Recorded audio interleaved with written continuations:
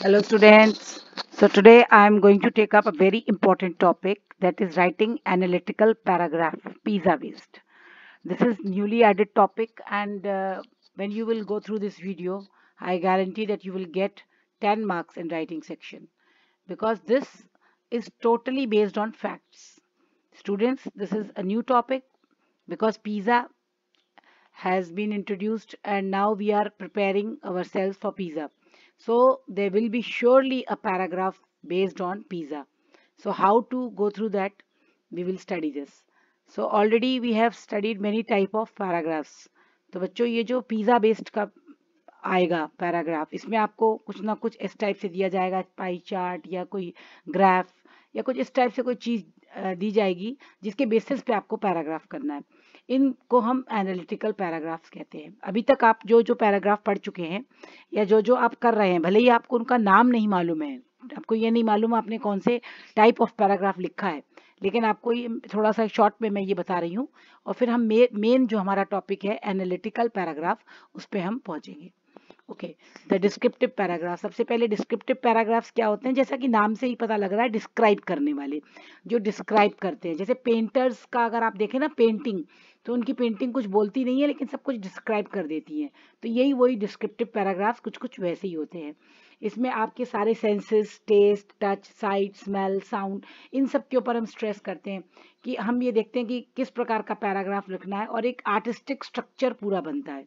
जैसे कोई कोई पैराग्राफ आप पढ़ते हैं जिसमें आप लिखते हैं कि बड़ा डिटेल दिया रहता है। जैसे first thing I notice, example दिया है, when I look at him is his size, his neck muscles tensed. He stands on his hind legs with a fearless look in his intelligent eyes. So आप देख रहे हैं कितने हमने adjectives use किए हैं।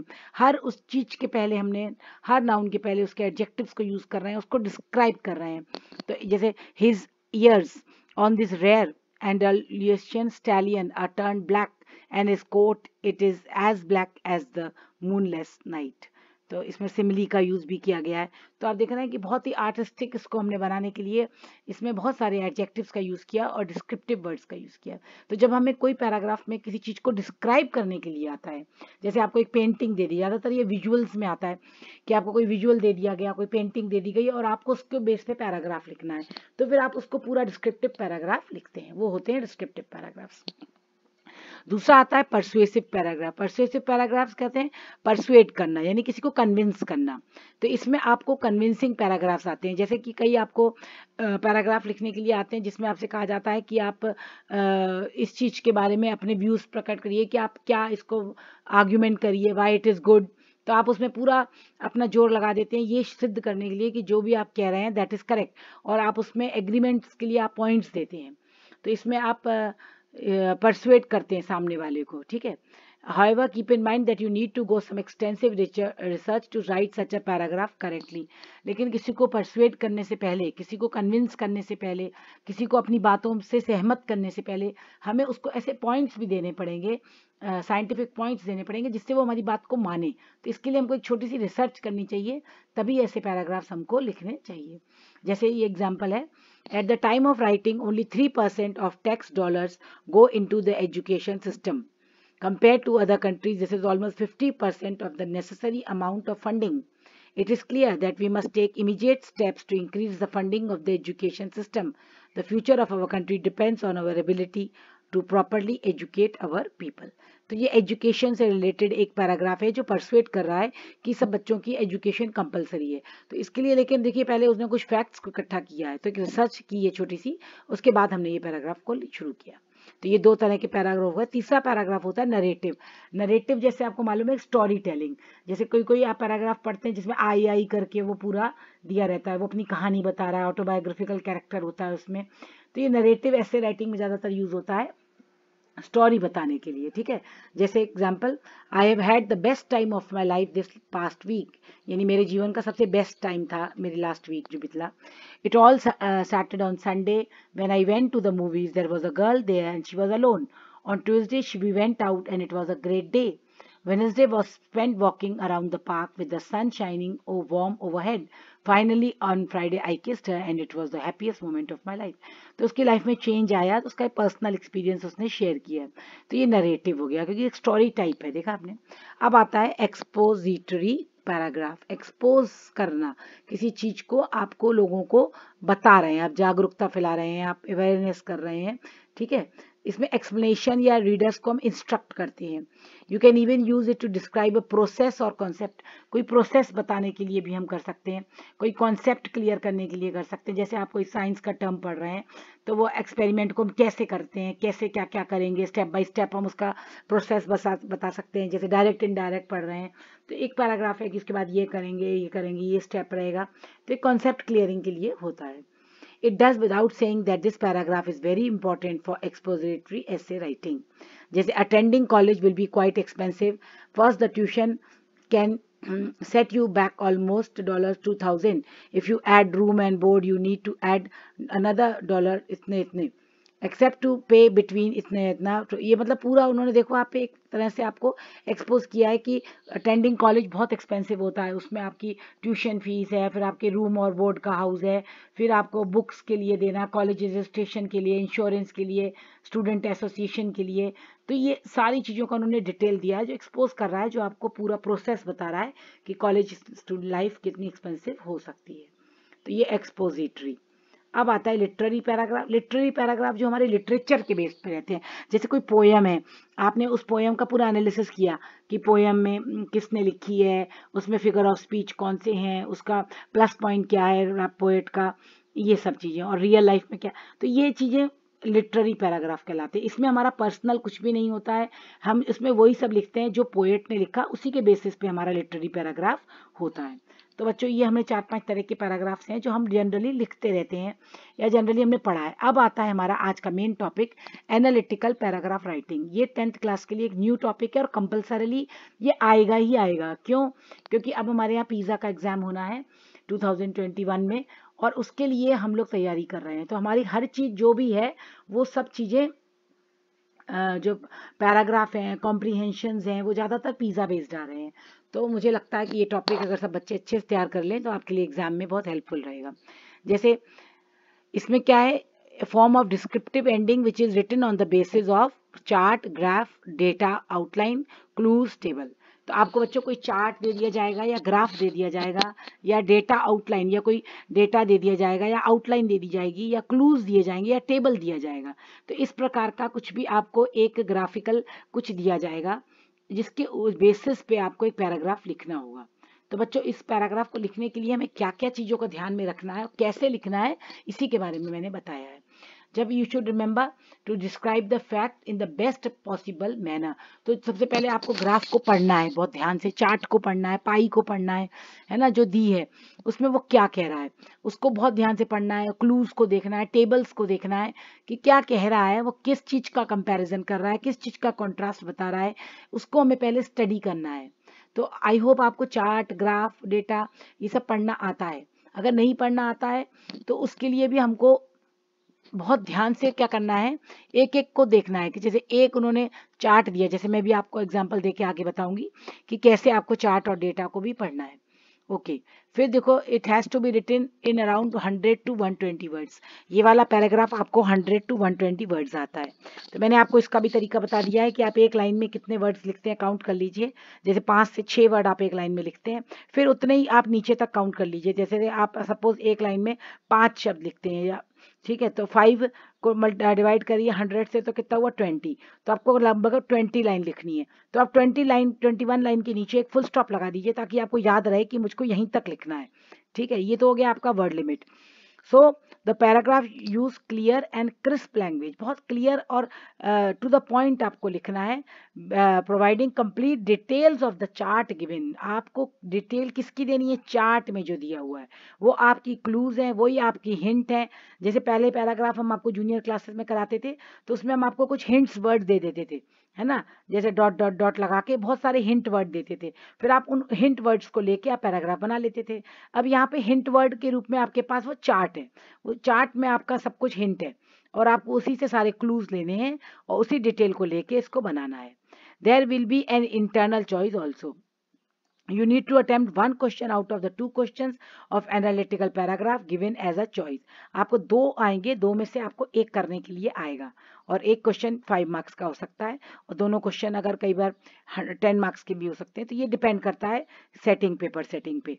ओके बच्चों, तो ये तो हो गया आपका एनालिटिकल पैराग्राफ क्या होता है, कितने वर्ड्स का आएगा, और आपको चॉइस भी आती है। अब आता है मेन फीचर्स, इसके कौन कौन से हैं। इसमें chart, table, data, graph, clues, ये सब दिए रहते हैं। ब्रीफ और comprehensive, it should be brief और कॉम्प्रिहेंसिव माने जिसको अंडरस्टैंड कर सके, कंप्लीट इंफॉर्मेशन होनी चाहिए। It should state facts that are provided by the charts, जो भी चार्ट में स्टेट फैक्ट्स दिए, तथ्य, जो तथ्य दिए उनको हमें लेना है। It is necessary to make use simple and accurate language, इसमें भाषा का बहुत ध्यान रखना है, सिंपल लैंग्वेज लिखनी है, एक्यूरेट लिखनी है। It should mention figures and quantities appropriately, क्योंकि ये चार्ट पे है, पाई चार्ट है, टेबल है, कोई ग्राफ है, डेटा है, तो उसमें जो क्वांटिटी मेंशन है उसी को हमें लिखना है, ठीक है, अपने मन से नहीं कुछ भी करना है। It is appropriate to use the same tense through, एक ही टेंस को रखिए। अगर आप पास्ट टेंस में लिख रहे हैं तो पास्ट टेंस में लिखिए, प्रेजेंट में लिख रहे हैं तो प्रेजेंट, एक ही टेंस को थ्रू आउट रखिए। नो पर्सनल ऑब्जर्वेशन और रिस्पॉन्स शुड बी प्रोवाइडेड, आपको अपना पर्सनल ऑब्जर्वेशन या रिस्पॉन्स उसमें ऐड नहीं करना है, ये याद रखिए बच्चों। It should be preferably to use the passive form of the verb, और इसमें पैसिव को यूज करेंगे हम लोग, पैसिव फॉर्म को ज्यादातर हम लोग इसमें यूज करेंगे, ठीक है।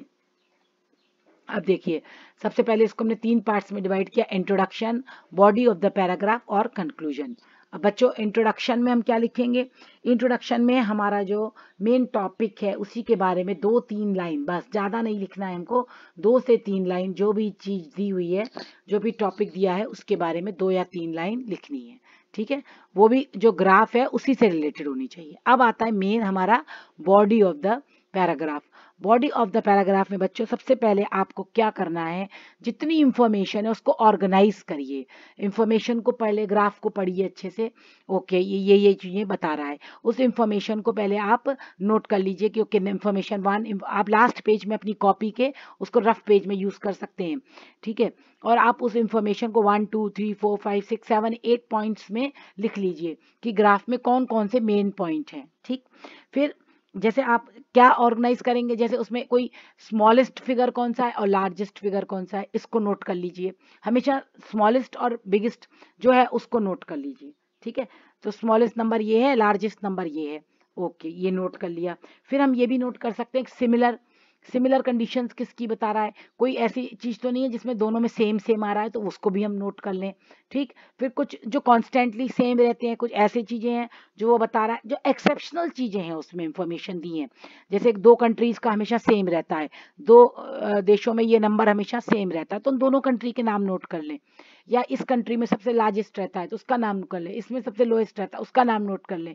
तो इस टाइप से क्या है, जो एक्सेप्शनल, जो उसमें आपको लगता है कि इंफॉर्मेशन बहुत जरूरी है बताना, जो मुझे अपने दर्शकों को बताना बहुत जरूरी है ना, जो आपका एग्जामिनर है उसको बताना जरूरी है, उसको नोट कर लीजिए। तो आपने ऑर्गेनाइज कर लिया, फिर आप उसको कंपेयर और कंट्रास्ट करिए।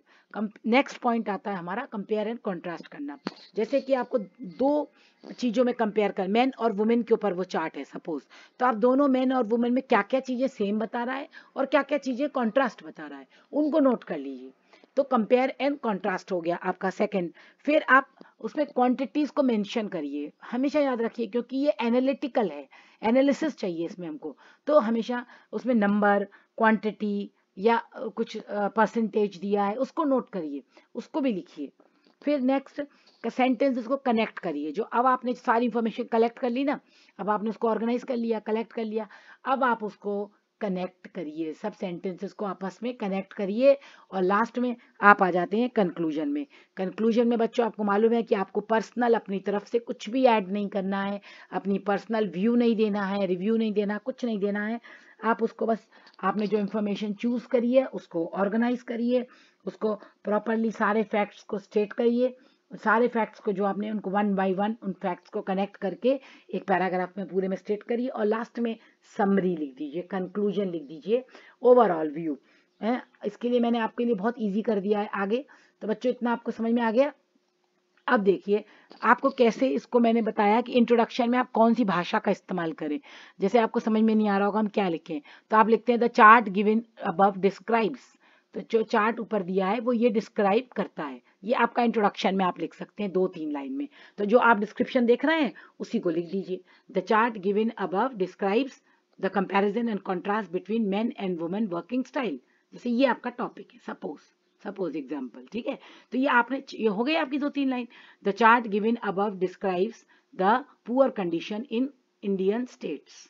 जो भी चार्ट है, जो भी टॉपिक उसका दिया है, उसी टॉपिक को हम यहाँ पे डिस्क्रिप्शन में लिख देंगे, ठीक। अब नेक्स्ट आता है जैसे टेबल। अब टेबल आ गया, तो टेबल में आप लिखेंगे द लाइन ग्राफ शोज। तो टेबल में लाइन ग्राफ्स होती हैं, तो line graph shows the data given provides information about. तो जो डेटा दिया है it provides information about.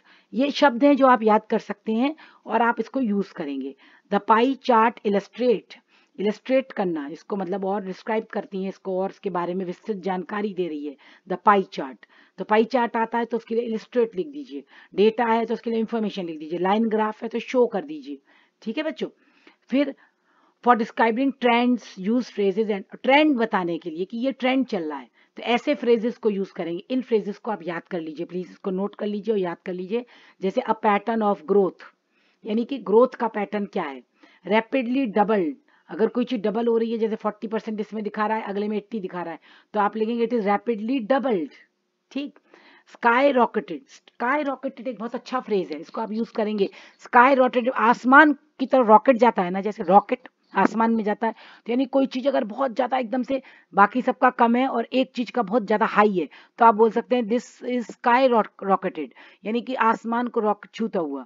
Striking increase, अगर एकदम से आप देख रहे हैं कोई चीज में बहुत इंक्रीज हो गया है, तो आप लिख सकते हैं स्ट्राइकिंग माने जो बहुत अट्रैक्टिव, जो बहुत आंख खींचने वाली है, जो बहुत आपको चंबित करने वाली इंक्रीज है।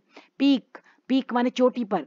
सोरिंग माने जैसे चिड़िया हवा में लहराती है, उड़ती है ना, तो ऊपर नीचे होती है, तो सोरिंग रेट्स। तो ऐसी ग्राफ के लिए जहां पर ऊपर नीचे का ग्राफ है, आप सोरिंग रेट्स लिख सकते हैं। डिक्लाइन माने नीचे जाना। प्लुमेटेड है ना, जो प्लम्ड हो गए हैं। लेवल्ड ऑफ, जो एक लेवल पे चल रहे हैं। स्टैग्नेटेड, जो एक से हैं, कंटिन्यूसली एक सा चल रहा है, स्टैग्नेट हो गया, एक सा समान है। फ्लक्चुएट, जिसमें ऊपर नीचे हो रहा है, फ्लक्चुएट। स्टार्टिंग टू राइज, यानी एकदम से ऊपर बढ़ना शुरू हुआ। स्टार्टिंग टू फॉल, एकदम नीचे आना शुरू हुआ। ड्रॉप डाउन, बिल्कुल नीचे गिर गया। स्लाइटली, थोड़ा सा अंतर आया। तो ये बच्चों फ्रेजेज हैं जो आपको, क्योंकि हमें पैराग्राफ राइटिंग में एनालिटिकल है लेकिन हमें अपनी लैंग्वेज भी दिखानी है, हमको लैंग्वेज पे नंबर मिलेंगे, तो अच्छे शब्दों का यूज करना है। इसको हमें ऐसे वर्ड्स और फ्रेजेस को याद कर लेंगे और जो वर्ड फिट होता है उसको हम वहां पे फिट कर देंगे, ठीक है बच्चों। फिर दूसरा, क्वांटिटी को डिस्क्राइब करने के लिए आप डिफरेंट स्टाइल्स यूज कर सकते हैं। क्या स्टाइल्स हैं, इसमें से जो स्टाइल आपको आसान लगता है, जो स्टाइल आप आसानी से यूज कर सकते हैं, उसको नोट कर लीजिए और उसको याद भी कर लीजिए। जैसे 48% ऑफ, जैसे कोई परसेंटेज दिया है तो आप ऐसे लिख सकते हैं 30% of this much, 1/3 of, nearly 1/4 of, almost 80%, majority, on average, twice as much, यानी इससे दुगना, ऑलमोस्ट इक्वल, बराबर, द हाईएस्ट, सबसे बड़ा, सबसे ऊंचा, द लोएस्ट, सबसे नीचा, वेरी क्लोज टू 2%, बहुत नजदीक 2% के, रफली माने अनुमानित, अंदाजन, अप्रोक्सीमेटली यानी अप्रोक्सीमेट, लगभग 5% ऑफ, जस्ट अंडर 3%, जस्ट किसी के 3% के नीचे। तो जैसा जैसा आपको ग्राफ में डिटेल दिया है, आप ये नंबर्स को चेंज कर लीजिए लेकिन लैंग्वेज यही रखिए। ओके, अब रिलेशनशिप और कॉन्ट्रास्ट बताने के लिए आप कौन से, किसी का रिलेशन, कंपेयर एंड कॉन्ट्रास्ट में ये वर्ड्स को यूज कर सकते हैं आप। जैसे रिलेशनशिप बिटवीन, ये बता सकते हैं कि दोनों में क्या संबंध है। सिमिलरली यानी सेम, इसी तरह, सेम। इन कॉन्ट्रास्ट ऑफ, यानी कि इसके विरोध में, इसके ऑपोजिट में। इन कंपैरिजन, तुलनात्मक में। ये देखिए बच्चों, ये फ्रेजेस हैं complete. But in the opposite case, लेकिन दूसरे पक्ष में। However, whereas, when it comes to, जब ये बात आती है, when it comes to, as oppose to यानी इसके विरोध में, वाइल, स्ट्राइकिंग डिफरेंस यानी बहुत अंतर, बहुत ही दिखने वाला अंतर, स्ट्राइकिंग, नोटिसेबल डिफरेंस जिसको नोट किया जा सके, ऐसा डिफरेंस। तो बच्चों ऐसे वर्ड्स को आप यूज करेंगे जब आप कंपेयर एंड कॉन्ट्रास्ट को एक्सप्लेन करेंगे। और फिर लास्ट में कंक्लूजन के लिए मैंने आपको बताया कुछ कनेक्टिंग फ्रेजेस, जैसे ओवरऑल, सब्सिक्वेंटली, सब्सिक्वेंटली माने इन द एंड आप बता रहे हैं, in all, in a nutshell, nutshell माने पूरी समरी आपने बता दी, फॉर द चार्ट गिवन, जो ऊपर चार्ट दिया है, in short, striking changes including therefore, इस टाइप के आप इनको यूज कर सकते हैं। तो बच्चों ये जो लैंग्वेज है ये एनालिटिकल पैराग्राफ्स में ही यूज होती हैं, इसको आप अच्छे से नोट कर लीजिए और याद कर लीजिए इन वर्ब इन फ्रेजेस को, तो आपको बहुत हेल्पफुल होंगे। ये देखिए मैंने आपके एग्जाम्पल एक लिया है यहाँ पर, below are the 3 pie chart showing consumption habits of India, China and world overall. तो इसमें देखिए ये पाई चार्ट दे दिया है, और अब आपको सबसे पहले क्या करना है बच्चों, इन पाई चार्ट को बहुत अच्छे से पढ़ना है। जैसे पाई चार्ट है, टेबल है, डेटा है, आउटलाइन है, कुछ भी आपको दिया गया उसको बहुत ध्यान से पढ़िए। तो हम इसको कैसे ध्यान से पढ़ेंगे, पहले हम पढ़ेंगे सबसे पहले वर्ल्ड। वर्ल्ड में क्या कह रहा है कि प्रोसेस फूड, वर्ल्ड में लोग कंजम्पशन माने क्या होता है, जो कंज्यूम करते हैं, जो खाते हैं लोग, क्या चीजें सबसे ज्यादा, प्रोसेस्ड फूड सबसे ज्यादा वर्ल्ड में कौन सा देश खाता, कौन सा, 29% लोग सबसे ज्यादा, 41% प्रोसेस्ड फूड ये है ब्लू में, ठीक है ना। तो 41% वर्ल्ड में प्रोसेस्ड फूड खाया जाता है। वेजिटेबल्स एंड फ्रूट्स कितने लोग खाते हैं, 29% खाते हैं वर्ल्ड में, और 4% खाते हैं ये आपका नट्स एंड सीड्स, यानी सबसे कम नट्स एंड सीड्स खाया जाता है, और एनिमल फूड 26% खाया जाता है वर्ल्ड में। तो वर्ल्ड का हमको आइडिया हो गया कि वर्ल्ड में सबसे ज्यादा कौन सी चीज खाई जाती है, प्रोसेस्ड फूड। तो नेचुरली अभी चाइना में सबसे ज्यादा क्या खाया जाता है, अगेन हम देख रहे हैं सबसे ज्यादा वेजिटेबल्स एंड फ्रूट्स खाए जाते हैं 52% चाइना में, और इंडिया में फ्रूट्स वेजिटेबल्स कितना खाया जाता है, केवल 23%। ठीक, इंडिया में सबसे ज्यादा क्या खाया जाता है, ब्लू, प्रोसेस्ड फूड हम लोग खाते हैं देखिए। और हम लोग कितना ज्यादा हम लोग ये हैबिट्स क्या कंज्यूम, एनिमल फूड केवल 27% है। और देखो चाइना में कहते हैं हम लोग, चाइना के लोग बहुत एनिमल्स खाते हैं, लेकिन देखिए उनका केवल 15% है। यानी कि ये अब आपको इसमें पता लग गया। तो अब आप देखेंगे कि सबसे ज्यादा, अब आपको मैंने बोला था ना कि आपको इसमें सबसे ज्यादा क्या नोट करना है, कि सबसे ज्यादा और सबसे कम। तो सबसे ज्यादा वर्ल्ड में क्या खाया जाता है, आप बोलेंगे प्रोसेस्ड फूड, और सबसे कम क्या खाया जाता है, नट्स एंड सीड्स। तो ये आपको एक कॉन्ट्रास्ट कंपेयर के लिए मिल गया, सबसे हाईएस्ट मिल गया, सबसे लोएस्ट। अब ये 3 लाइन तो पहले आप इंट्रोडक्शन लिखेंगे, जैसे मैंने आपको इंट्रोडक्शन में बताया था कि आप बोलेंगे कि दिस पाई चार्ट क्या करता है, illustrates, pie chart illustrates the consumption habits of India, China and the world. ये हो गया आपका इंट्रोडक्शन, हो गया 2 लाइन, समझ में आ गया कैसे मैंने इंट्रोडक्शन लिखवाना है आपको। अब आता है हमारा नेक्स्ट, अब हम इसको डिस्क्राइब करना है, ठीक है बच्चों। तो हमने हाईएस्ट और लोएस्ट ले लेंगे। तो हाईएस्ट हो गया कि in the world the largest percentage is that 41% people they eat processed food, and only 4% people they eat nuts and seeds. In China and India, अगर भी कंपेयर एंड कॉन्ट्रास्ट चाइना और India में कर सकते हैं, क्योंकि ये बराबर है, कंपैरिजन हमेशा बराबर में होगा ना, तो 2 कंट्री में होगा कंपैरिजन। तो in India the largest the processed food is eaten at the largest, और सबसे लोएस्ट में कौन सा है हमारा, नट्स एंड सीड्स। और चाइना में 52% people they eat this vegetables and fruit, and only 19% fruits, nuts and seeds. तो ओवरऑल हमारे पास हमको एक आइडिया हो गया कि सबसे ज्यादा प्रोसेस्ड फूड इंडिया में खाया जाता है, और सबसे ज्यादा वेजिटेबल्स एंड फ्रूट्स चाइना में खाए जाते हैं। फिर नेक्स्ट हो गया कि दोनों कंट्री में कम सेम है, नट्स एंड सीड्स इंडिया में भी सबसे कम खाया जाता है, और चाइना में भी सबसे कम खाया जाता है। तो ये 2 चीजें हमको कंपेयर एंड कॉन्ट्रास्ट में पता लग गई हमको, और वर्ल्ड में हमको पता लग गई। तो ये हमें बेसिक इंफॉर्मेशन हमने ऑर्गेनाइज कर ली, ठीक है। अब हमने कांस्टेंट क्या है, कांस्टेंट इनमें तीनों में ये चीज है कि जो रेड में है एनिमल फूड इंडिया में भी 2nd नंबर पे है, चाइना में 3rd नंबर पे है, और वर्ल्ड में भी 3rd नंबर पे है। तो ये कि कांस्टेंट है कि एनिमल फूड कंपैरेटिवली कम खाया जाता है इन चीजों से, प्रोसेस्ड फूड के कंपैरिजन में। ओके, अब हम देखते हैं इसको हमें कैसे लिखना है। जैसे the 3 given pie chart depict foods types of food consumption in 2008 as compared in 2 countries, India and China. In general, processed food is the major type of food. देखो मैंने बताया आपको, हमने जनरल इंफॉर्मेशन निकाली कि प्रोसेस्ड फूड सबसे ज्यादा खाया जाता है। Processed food comprises as high as 41% of the global consumption. In China and India, as processed food are consumed. तो पहले हमने processed food के बारे में ही ले लिया। तो processed food का हमने पहले वर्ल्ड का बता दिया कितना खाया जाता है, फिर हमने इन चाइना और इंडिया में बता दिया कि इसमें इतना खाया जाता है रिस्पेक्टिवली। रिस्पेक्टिवली एक ऐसा वर्ड है जो हम एक डेटा देने के बाद लगा सकते हैं रिस्पेक्टिवली। ये एक अच्छा शब्द है जिसको आप यूज करिए। फिर ऑन एन एवरेज, अब एवरेज पे हम आ जाते हैं। तो सबसे पहले हमने ले लिया, सबसे अब एवरेज का ले लिया। Vegetables and fruits constitute 29% of consumption in China. Vegetable and fruits comprise 32% of food consumption which is 9% more than that of India. अब देखो इसमें उन्होंने माइनस कर दिया कि इंडिया से 9% ज्यादा खाते हैं वहाँ के लोग। For Indian food animal consumption, food accounts for 27% of the town, exceeding Chinese food consumption by a striking 12%. However, nuts and seeds comprise almost one-fifth of Chinese food habits. This is way more than the global consumption of 4% and 11% of India. तो आप देखिए compare and contrast के साथ इन्होंने paragraph को पूरा समझा दिया ओवरऑल। अब देखो लास्ट में समरी आ गई, कंक्लूजन है food world food consumption largely comprises processed food. Chinese consumption of nut and seed is unbelievable higher than the average percentage. तो ये इन्होंने लास्ट में एक जनरल आइडिया दे दिया, समरी दे दी।